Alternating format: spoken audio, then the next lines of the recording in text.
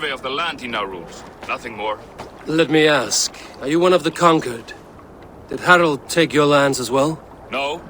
My family has lived under his banner since the days of his father, Halfdan the Black. Well, welcome to Fornburg, warrior.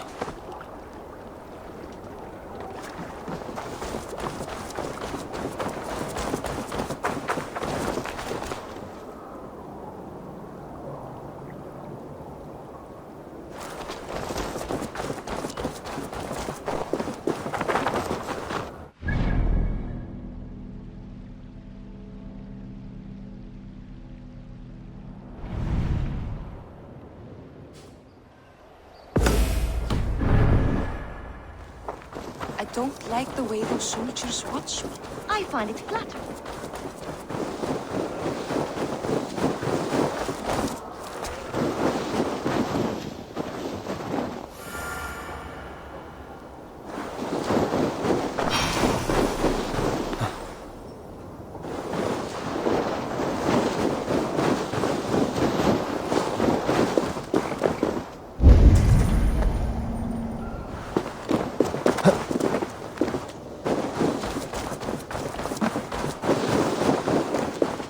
Can I interest you in a game of Orlo? You think one will marry you and carry you off to the capital? Would he? He would take his pleasure and move on, you moon-eyed magpie, leaving you with a little... Where will we live? The English will fight back! The wars will never end! Or they will push us into the...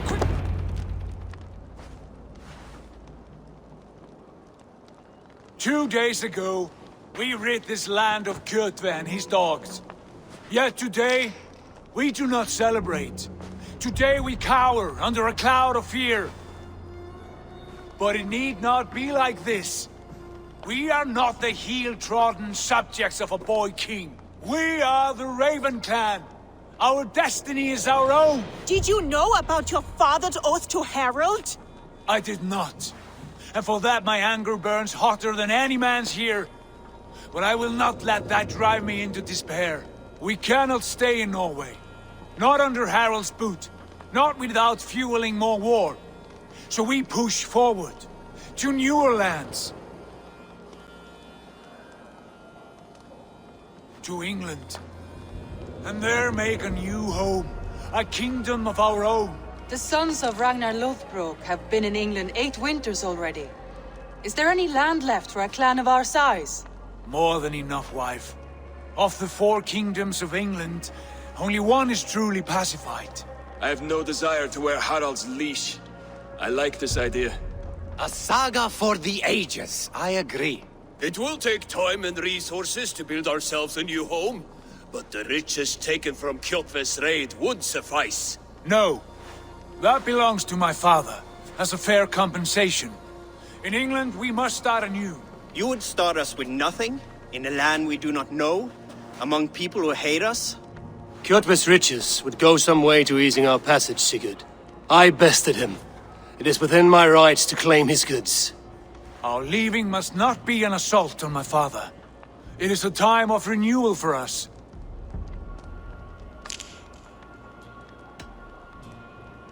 If you object, I understand. Let your father keep Kjotve's riches. England will have riches and cargo enough for us. Good. I did not want this cloud hanging over us. It is a wise leader who considers the need of others. To England then, before the day is out. Pack what you need, but no more than that. And tighten your lips. The last thing we need is the attention of Harald's troops.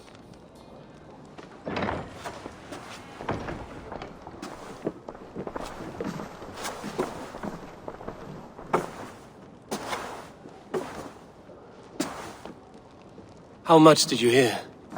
Enough. A new path is revealed and your journey will be challenging. Will you not join us? For my mother's sake, I cannot. But our threads will cross again before the final day. Until then, farewell.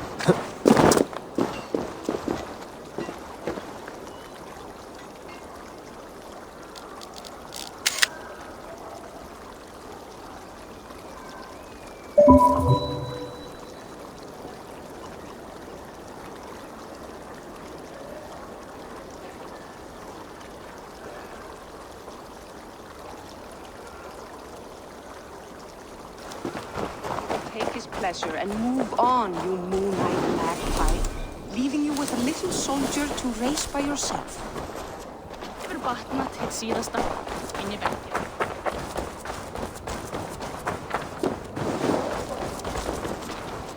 Eivor, the wind favors us. We should set sail without delay. You made quick work of packing. Well done. The dream of new lands is a powerful lure. As is the promise of glory. But the act of leaving so beloved a home, there is a sadness to it. Having doubts? No, not at all. The die is cast. Then let fate guide our journey. Are you ready? I'm ready. Let us take to the water and leave unbothered while we have the chance. That chance has passed. Look! Fate flies on swifter wings than we. King Harald's banner.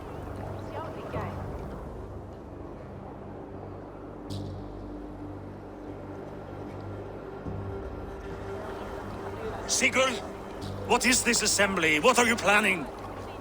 An exit, father. As graceful as I can.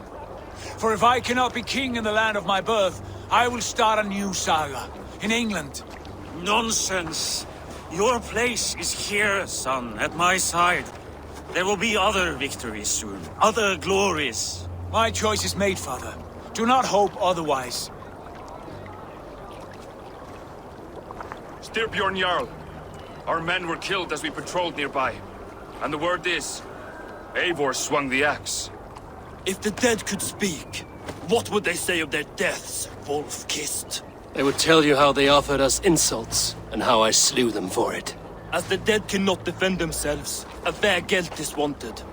50 weight of silver for each life. By law. 50 weight? You will have it from me. A parent must pay the price of his children's folly. That was generous, Lord. Why England? Why throw away all you have for such an uncertain future? Here you could be a king's hero, Eivor. Your name known all across Harald's many kingdoms. No. I will not be captive to another man's gaudy design. My destiny is my own to weave. Eivor speaks for both of us, father. You gambled your honor, and you lost your family. I hope the trade was worth it. Anger and sadness wrestle for my heart. But I am glad you'll leave this place alive.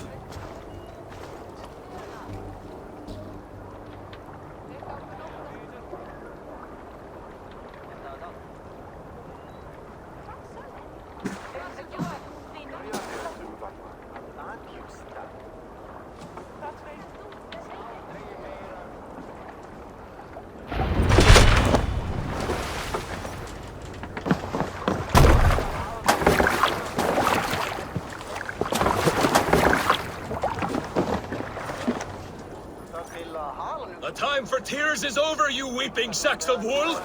Put some muscle into those bulls! Ration your strength, dog. We have an ocean to cross. All right, you lazy backrout.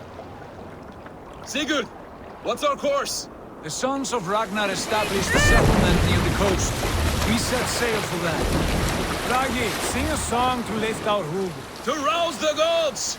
Inspire a mighty fart from Thor to speed us on our way! An ocean lies before us, Eivor. And on its far side, a new kingdom awaits. You know England well from your travels.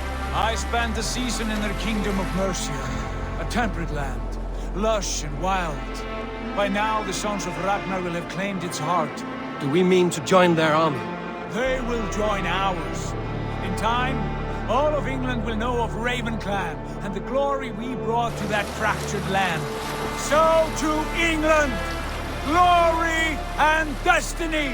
To England! To England! For Valhalla!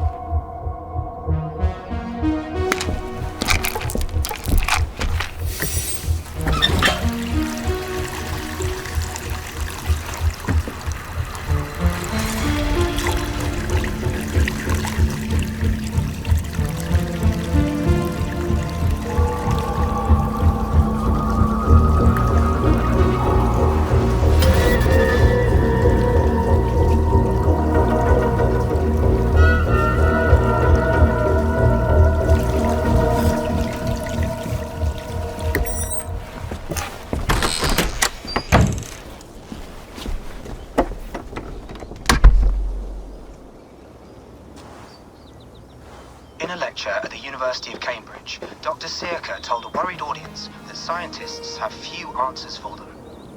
Since the mass coronal ejection of 2012, the strength of the Earth's magnetic field has increased by a factor of 50,000. This has resulted in huge disturbances in radio and satellite communications, dangerous bands of radiation around the poles, and as we can all see from our window, an aurora borealis that never burns away. Unfortunately, we are stumped as to why this is happening, and if we cannot find an answer soon, it may change the way we live, the way we communicate, even the way we evolve, forever. Dr. Sirka went on to say, "Bought you more electrolytes? Oh, new and improved citrus flavor." Thanks, Sean.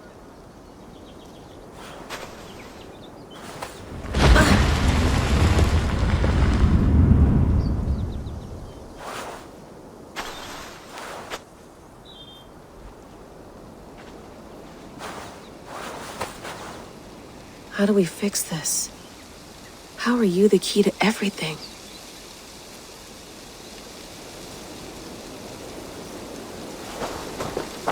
You're a long way from home, Eivor.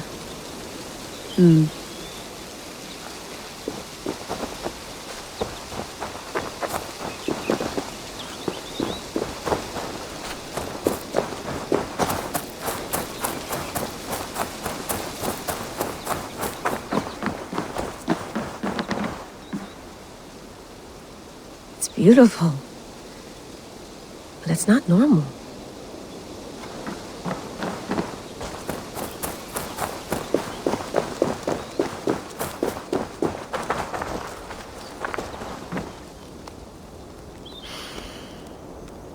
I should do this more often. Relaxing.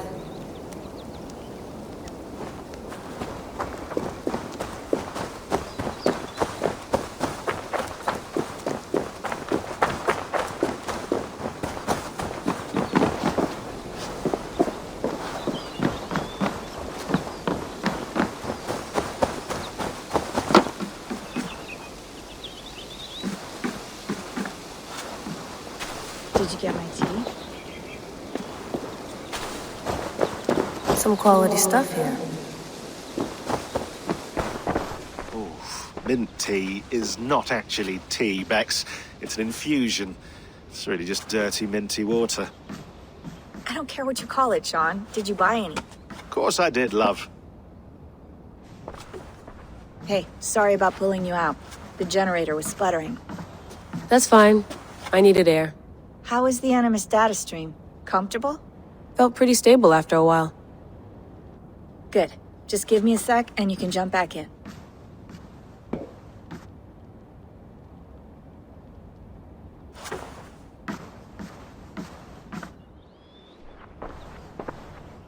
Another satellite came down. Did you see? I did. One of Abstergo's. That's good. Well, most of North America just lost its GPS service, so depends what you mean by good, really. Right. Even when we win, we lose. Okay, we're all set. Whenever you're ready, you can jump back in.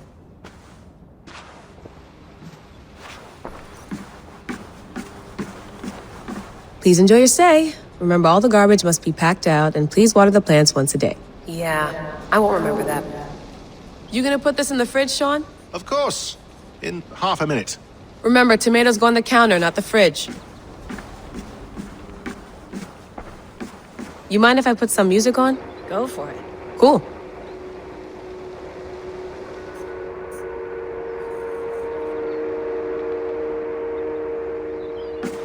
That's quite nice. Soothing. Let's have a look.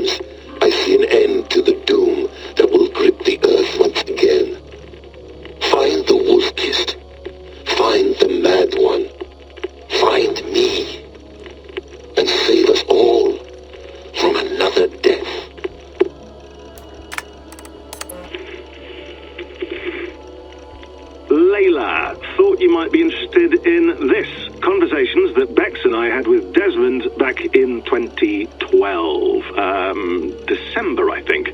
Just candid talks, that's all. We didn't square any circles or write any beat poetry. But he did have some interesting insights into his time in the Animus and what it means to be an assassin. Anyway, have a listen. You might find you and he had similar experiences, so, well, let me know what you think. Unless it's to tell me I sound like a total prat in these recordings. If that's the case, just say nothing. I mean, I did have a slight cold at the time I recorded these. That's probably why I sound odd. Anyway, okay, I'm done anyway, so turn off. Turn off. Oh, it's actually just a button. Sorry, here we go. No, come on, Sean. Turn that thing off. Oh, hold on. I like what you said there. I want to get this for posterity. Say it again, nice and loud. Seriously? Sure, come on. If nothing else, it'll give me leverage with your old man. Ah, that's your angle. Nice. What I said was, I wish I hadn't been born into the Assassins. I wish I had chosen this life.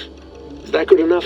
Sure, but why is that? Because choice is the central idea of our creed. It underpins everything, right? It's about free will. It's about seeing the evidence before you and saying, yes, this is what I want. Or, no, this isn't for me.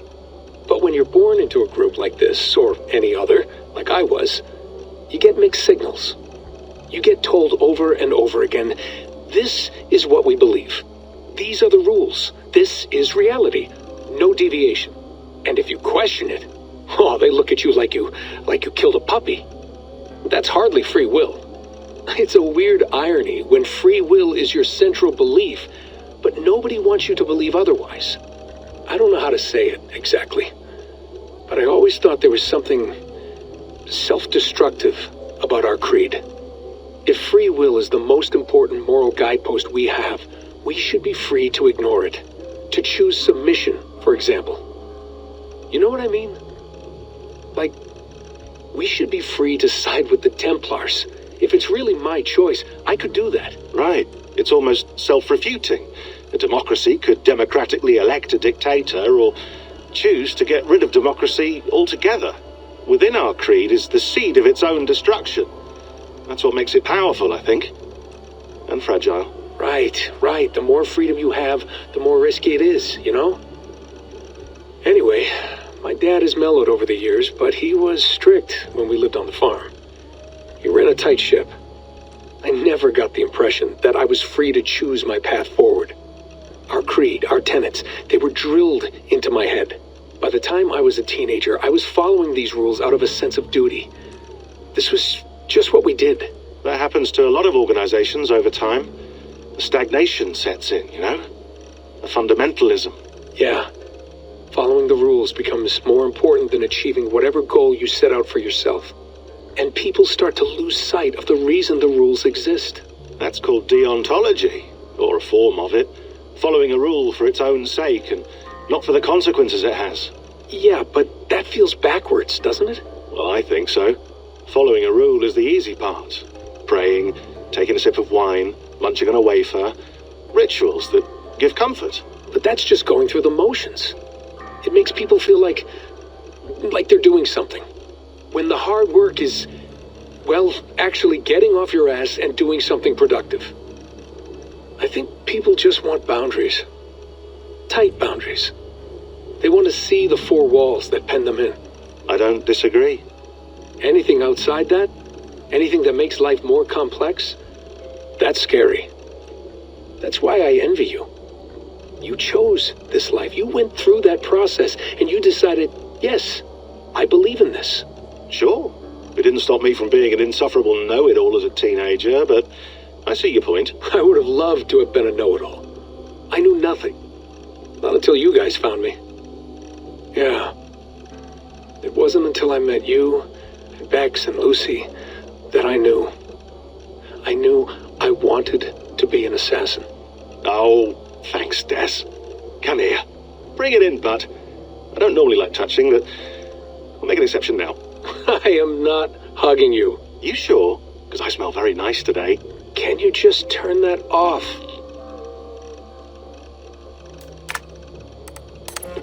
Hold on, I'll just set this here. Do you guys record everything we talk about? Not everything, but you've been using the Animus so much, I thought this was a good chance to learn some things about prolonged exposure. So I'm your guinea pig? No, my guinea pigs are all dead. The Animus was too much for them to handle. Cute. Can I ask you about the bleeding effect? Any recent flashes? Any memories resurfacing? Yeah, the usual things. Ghost images of Altair and Ezio a few times a day. Nothing intrusive, just brief moments. They pass quickly, almost without me noticing. Like a figure in the corner of my eye. Or remembering a dream from the night before. I did have one extended hallucination a few days ago. It was Ezio. He was older, around the time he left Cappadocia. He was standing on the deck of a ship, alone. And through him, I could feel an intense regret or guilt.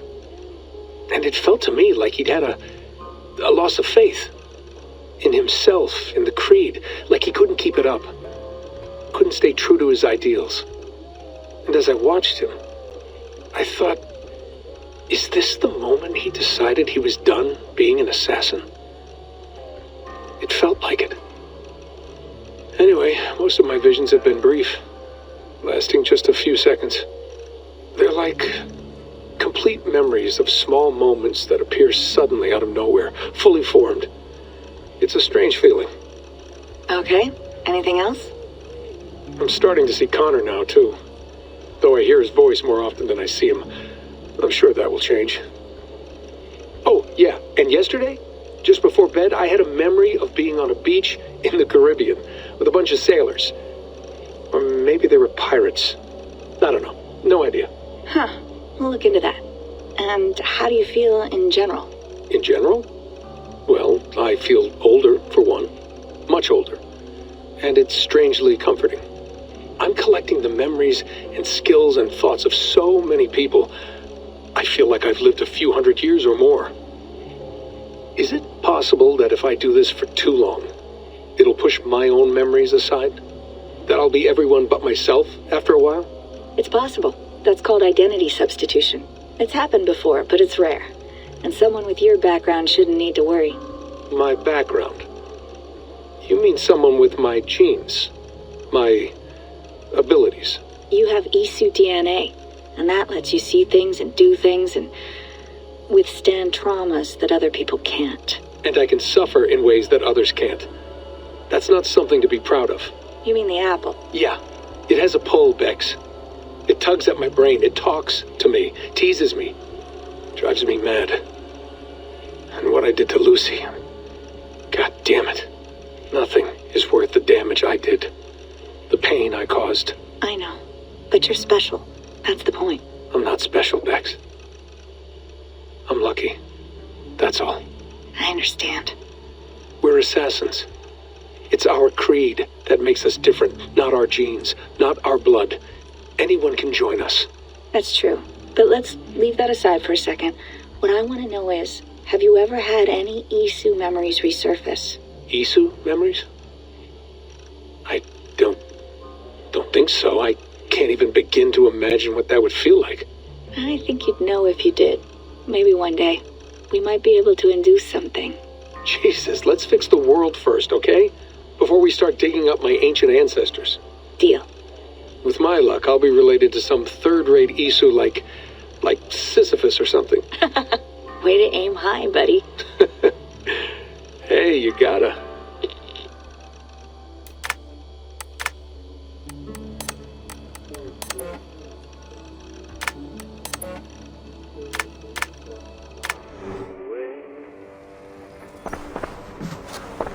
I went through hell to bring you here.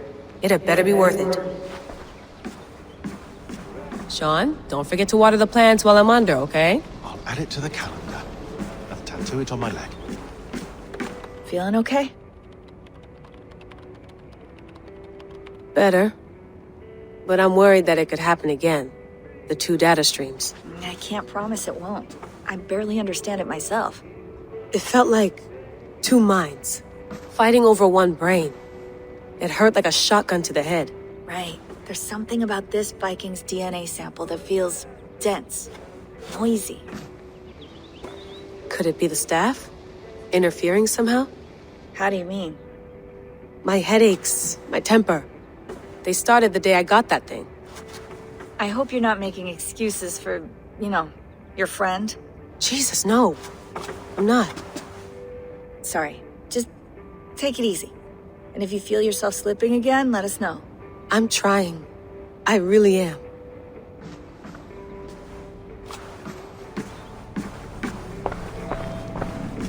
Be nice to sleep in a real bed when this is over.